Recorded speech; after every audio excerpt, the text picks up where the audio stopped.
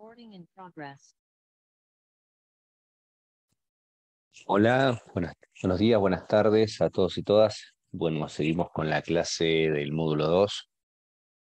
En esta clase, o sea, la idea de que hoy, 17 de mayo, podemos tener dos espacios de teóricos asincrónicos, ¿no? Ya estuvimos trabajando la estructura social en una perspectiva histórica con Susana Torrado, y hoy vamos a adentrarnos a definiciones en torno al neoliberalismo, ¿sí? Y luego a en la posterior clase en las consecuencias o las configuraciones y características y conformación de la actual estructura social argentina, ¿sí? Entonces, en esta clase en particular vamos a trabajar con Perry Anderson y con Theodor Peck y Brenner sobre neoliberalismo, y en la posterior, que van a tener también visualizada, va a ser Gabriela Benza, dos textos, uno de Gabriela Benza y otro de Gabriela Benza con Gabriel Kessler, que son dos investigadores de estructura social en la Argentina muy actuales. Entonces vamos a trabajar una línea de considerandos y algunas conclusiones en torno a ello.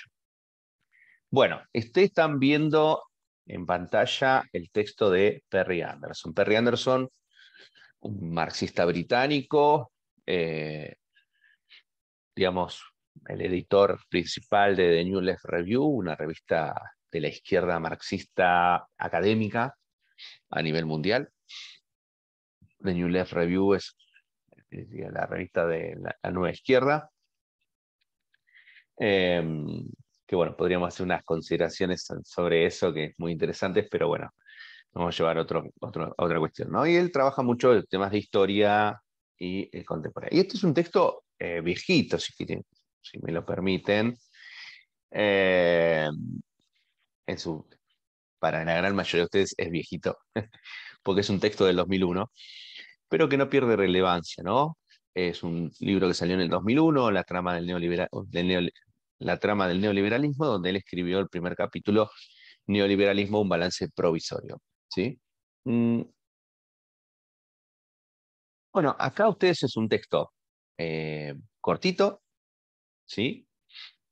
Con el cual ustedes tienen que, bueno, leerlo, digamos, y van a encontrarse con datos y algunas sorpresas, generalmente, ¿sí? Primero, definición, ¿no? Dice, es difícil definir lo que es el neoliberalismo. No sé, ustedes vincúlenlo con el modelo aperturista de Susana Torrado, ¿no?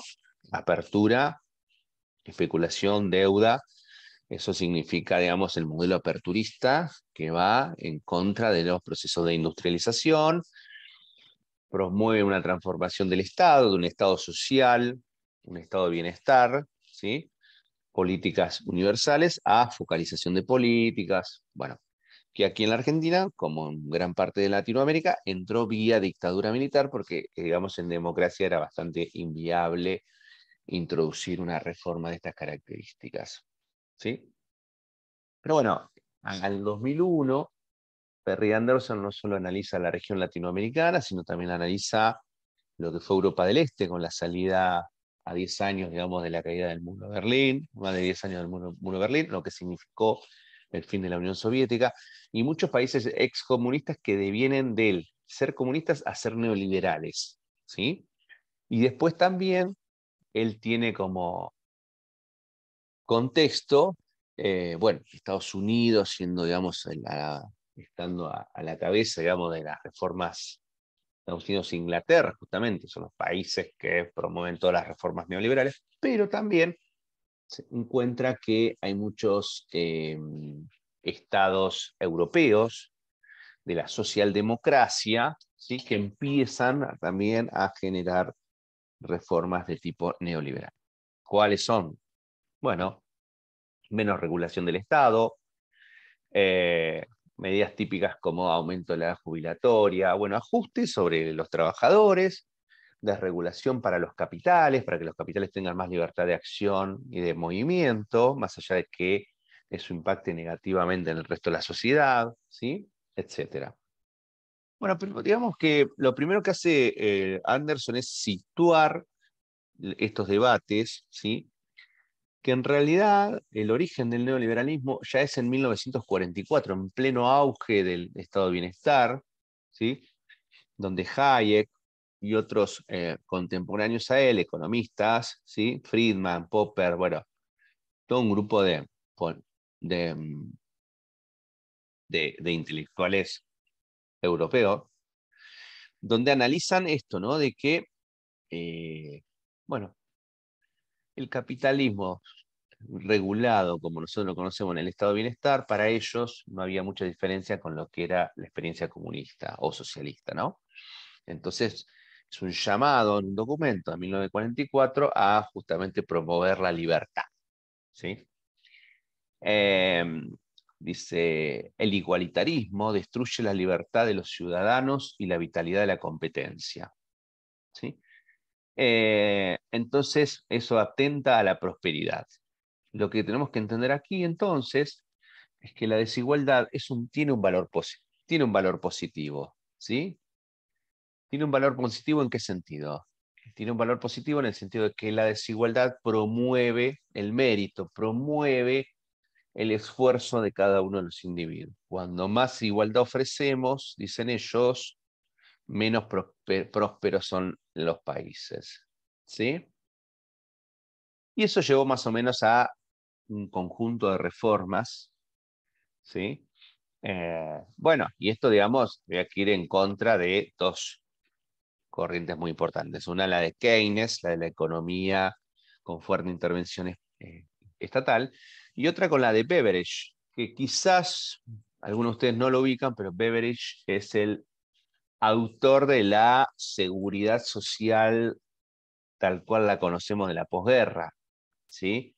O sea, por seguridad social estoy hablando del sistema de jubilaciones, pensiones, coberturas por contingencias como embarazo, enfermedad, eh, muerte y pensión, ¿sí? Eh, digamos, todo lo que es el conjunto de sistemas de protecciones sociales para trabajadores, o sea, para un sistema contributivo y un sistema no contributivo, ¿no? Porque las pensiones muchas veces son de un sistema no contributivo, o sea, yo soy trabajador asalariado, tendría beneficios de la seguridad social cuando sufre alguna contingencia, enfermedad, licencias, pueden ser permanentes, temporales, permanentes, bueno, la jubilación misma, ¿sí?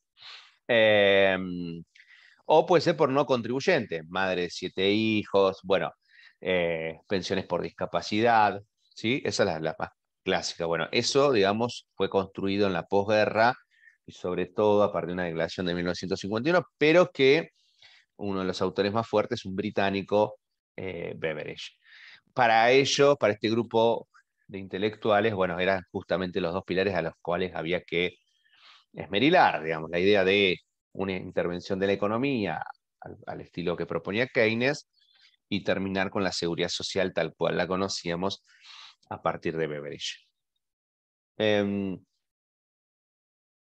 Por eso, en este sentido, si ustedes observan, el discurso neoliberal va muy en la sintonía de atacar ambas cosas, ¿no? Cuando el Estado interviene en el mercado, dice distorsiona la economía, y otra cosa que la seguridad social, bueno, es excesiva, no reconoce al que sí se esforzó del que no lo hizo, habría que ver bien a quién protegemos y a quién no.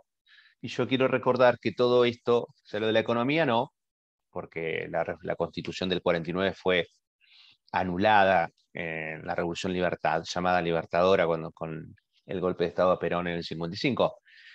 Pero esa Constitución devino en el artículo 14 bis de la Constitución, ¿sí? Y la seguridad social está dentro del artículo 14 bis de la Constitución, entre otros artículos. Entonces, muchas de las reformas neoliberales son anticonstitucionales, ¿sí? Entonces, bueno, así como eh, muchos otros debates que son actuales, que van en contra de la Constitución, bueno, permítanme también decirles que este es otro más. Bien, ¿qué es el Perry Anderson en el texto entonces? Trabaja sobre un poco de historización, de cómo se fue implementando los gobiernos, ¿sí? Y lo que nos interesa a nosotros es que ustedes puedan encontrarse entonces con, una vez implementado el neoliberalismo en los 70, a mediados de los 70 a nivel mundial, con la crisis del estado de bienestar, dictaduras militares, etcétera. Bueno, cumplió con las metas que se propuso el neoliberalismo. Bueno, lo que va a demostrar Perry Anderson es que no. El neoliberalismo pretendía bajar la inflación drásticamente. Las experiencias neoliberales muestran que no bajan la inflación con las recetas neoliberales. Baja el gasto social, Perry Anderson dice, en todo caso se redirige. Se transforman los estados, las políticas, se asisten menos a las personas que necesitan asistencia, se desfinancian programas educativos y de salud, pero por la crisis económica y social, entonces se debe fortalecer fuertemente todo el sistema de seguridad y de represión por los conflictos sociales, ¿sí? Entonces, en términos de medidas económicas, no resuelven grandemente los problemas de la economía, ¿sí? Si bien las empresas mejoran su tasa de ganancia, no así lo invierten en nueva productividad. Entonces, digamos, nuevamente pasa eso, ¿no? Que el efecto, ese llamado efecto derrame, que plantea el neoliberalismo, es, ¿no? Si nosotros desregulamos la economía y hacemos que los sectores más concentrados obtengan mayores tasas de ganancia, eso genera un efecto derrame sobre el resto de la sociedad. Bueno, eso no termina pasando, ¿sí? Y en todo caso, lo que sí marca el autor son dos cuestiones. Primero que, bueno, del mundo occidental, podríamos decir que, bueno, tenemos Europa del Este con las experiencias de algunos países, y por otro lado tenemos, dice Perry Anderson, la experiencia latinoamericana, ¿no? América Latina como un campo de experimentación. ¿Por qué? Porque fue la región que más avanzó con medidas neoliberales, ¿sí? Por ejemplo, en el gobierno de Menem se privatiza YPF, digamos, la empresa estatal de petróleo, cosa que ningún otro país en el mundo lo hace porque es una cuestión soberana poder administrar un recurso tan crucial como el petróleo. Eh, entonces repasa un poco sobre esto, ¿no? Pero lo que demuestra entonces es otra de las tesis más importantes que se hace Perry Anderson, ¿no? Que es el, el excesivo triunfo en un área, sobre todo, que tiene el neoliberalismo, que es claramente en lo ideológico. ¿A qué me refiero con esto? Que lo que termina pasando es que el neoliberalismo es exitoso básicamente en convencer a transversalmente a sectores de distintos partidos políticos, ya sean de extracción sindical, de extracción clase media, de urbanos, rurales, de que las medidas posibles son únicamente neoliberales. Y eso se demuestra en Europa, se demuestra en América Latina, nosotros, en nuestro caso en Argentina, quienes adoptan medidas neoliberales son partidos peronistas y radicales, ¿sí? Entonces, digamos, ya no es una cuestión de un partido, es una agenda compartida por todo el sistema político de muchísimos países. Y ese es el gran hito que plantea Perry Anderson. Para redondear entonces, es que lo que ofrece como balance es bueno, han logrado convencer al sistema político de que eso es la resignación de que es lo único que se puede hacer.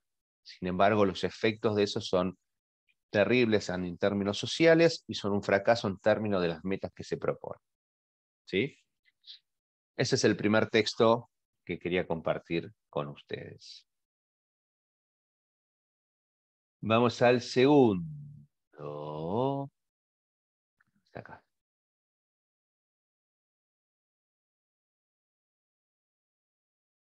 Na, na, na, na, na.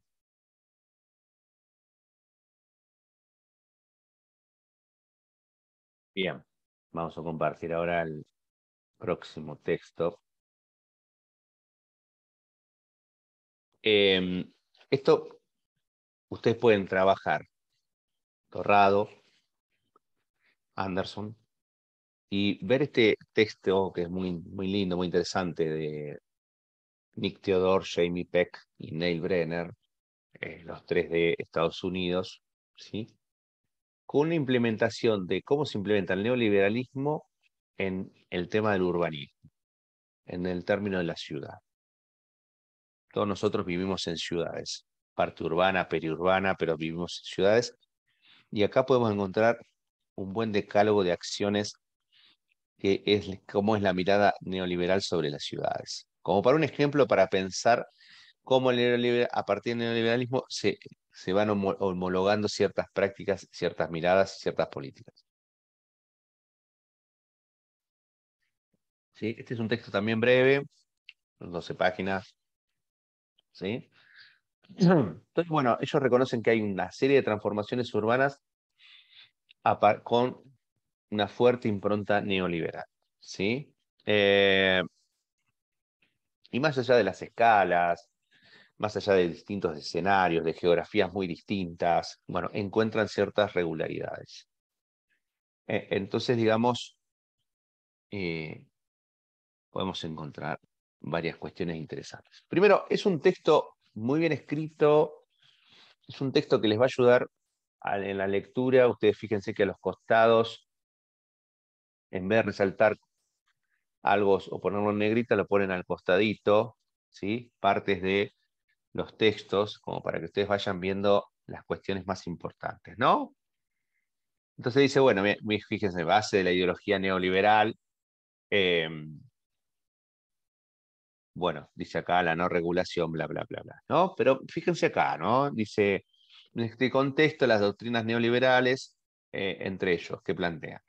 Desregulación del Estado, ofensiva contra el trabajo organizado, reducción de impuestos a las corporaciones, a las empresas, privatización de los recursos y servicios públicos, desmantelar programas de bienestar social, ¿sí? Lograr sin control la entrada y salida de capitales internacionales, ¿sí? Y la competencia entre ciudades por obtener recursos.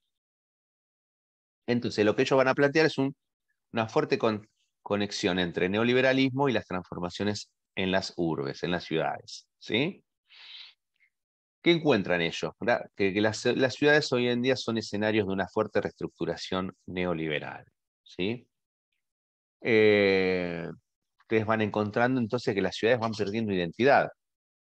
Quienes viven acá en La Plata o conocen La Plata, hay una zona que hoy en día está muy de transformación, que es un eje histórico clásico de una ciudad que además tiene la mención y la característica que muy poquitas ciudades tienen en la Argentina, que fue una ciudad creada de cero. No había población aquí, sino que se impuso una población, ¿sí? Con una ciudad construida de cero.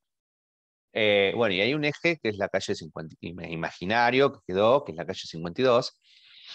Ustedes verán que esto entre 51 y 53, la calle 52 no existe, porque bueno, justamente están los distintos edificios y plazas, y ustedes ven, saben lo que es la planificación, ¿no?, de La Plata, que cada 6 cuadras hay una plaza, etcétera. Bueno, sin embargo, a esa zona nueva, o esa zona que estaba abandonada, que hoy en día está con mucha inversión, se le dice La Plata Soho,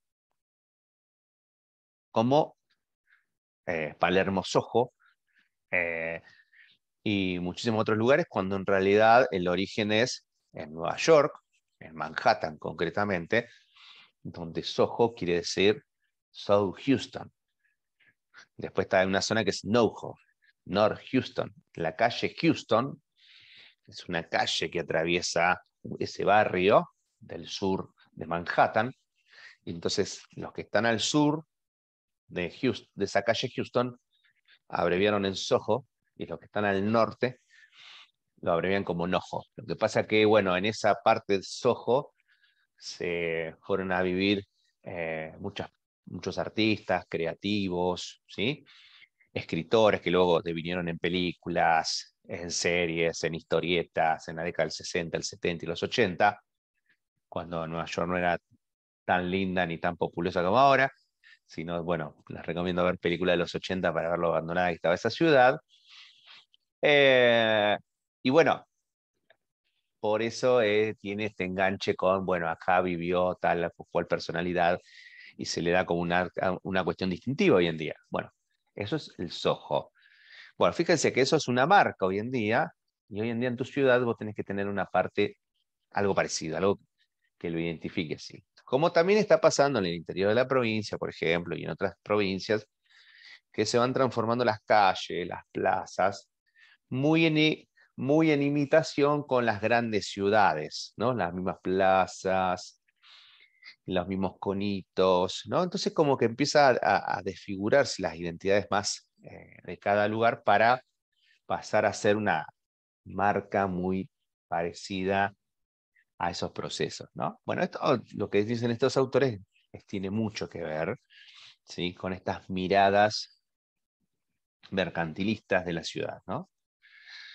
Entonces, bueno, eh, el neoliberalismo es un proceso de transformación socioespacial con una dinámica constante, ¿sí? Eh, entonces, digamos, es un texto que a ustedes les va a interesar porque en la dinámica del mercado en la ciudad, lo que va haciendo el mercado inmobiliario es tratar de que los estados municipales y provinciales cada vez regulen menos para poder el mercado imponer sus lógicas de dónde construir, a qué altura, eh, bueno, financiar excesivamente un lugar, casi el espacio público se pone en disputa y ya no es público para todos, es para determinados ciudadanos no pueden entrar a ciertas partes de la ciudad. Toda la ciudad que antes era un espacio público y empieza a ser un espacio de disputa de lo público, ¿sí?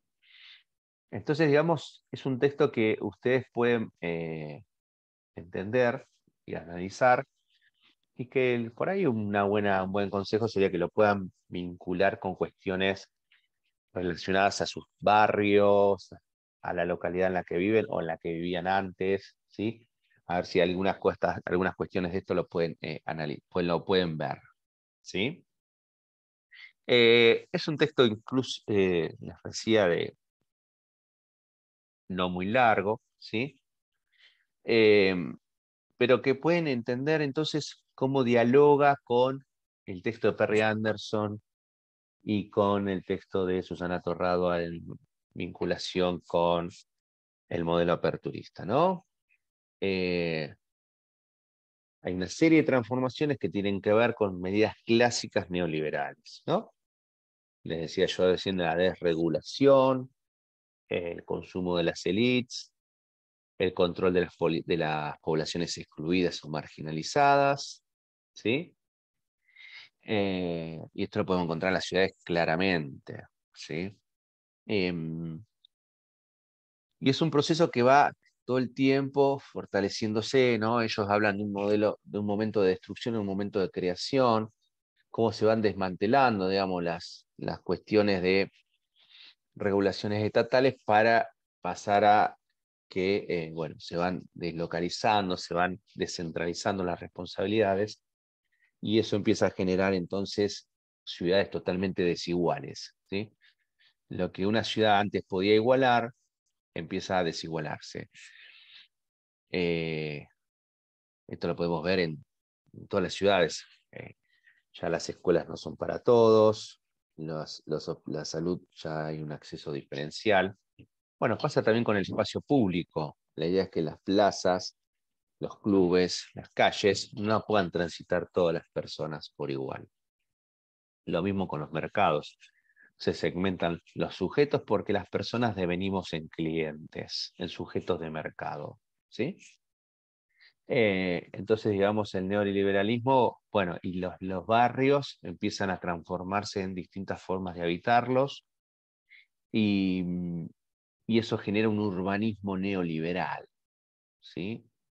Entonces eso lo podemos encontrar mucho en los barrios, donde, bueno, hay barrios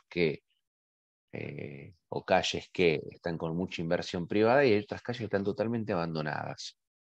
Pero a veces los propios estados fortalecen esto, ¿no? Porque iluminan justamente esta parte donde hay inversión, no se preocupan por igualar el territorio, ¿viste? Los servicios, el sistema de calle, la recolección. O sea, los estados, dicen los autores, acompañan este proceso neoliberal. Van generándole, ¿no?, la viabilidad al mercado. ¿Sí? Que esto tiene que ver nuevamente con el texto de Torrado, cuando Torrado habla de modelos de acumulación y regímenes políticos de gobierno. No podemos pensar los modelos de acumulación sin analizar los regímenes políticos de gobierno. O sea, qué pasa en las instituciones, en las políticas, en la toma de decisiones de los principales actores para entender estas transformaciones sociales. Bueno, dejo de compartir. Entonces, recapitulando tanto el texto de Anderson como el de estos tres autores, es una buena invitación para que ustedes puedan analizar el neoliberalismo, definir el neoliberalismo, las principales políticas, el origen del neoliberalismo, qué pretende el neoliberalismo ser, qué ha pasado en el mundo, qué ha pasado en la Argentina, esto con cuáles han sido sus fracasos, cuáles son sus éxitos, y luego ir al plano de la experimentación con lo que es el texto de estos tres autores que trabajan urbanismo y neoliberalismo, y ahí podemos ver en concreto las medidas del neoliberalismo, ¿no? Y esto es el impacto que esto tiene en las ciudades, en los barrios, en nuestros territorios. Lo podemos analizar y pensar, y ahí también pensar cómo se van configurando los problemas sociales, nuestras demandas de intervención, etcétera, ¿sí? Así que bueno, un gusto y nos vemos en la próxima clase. Adiós.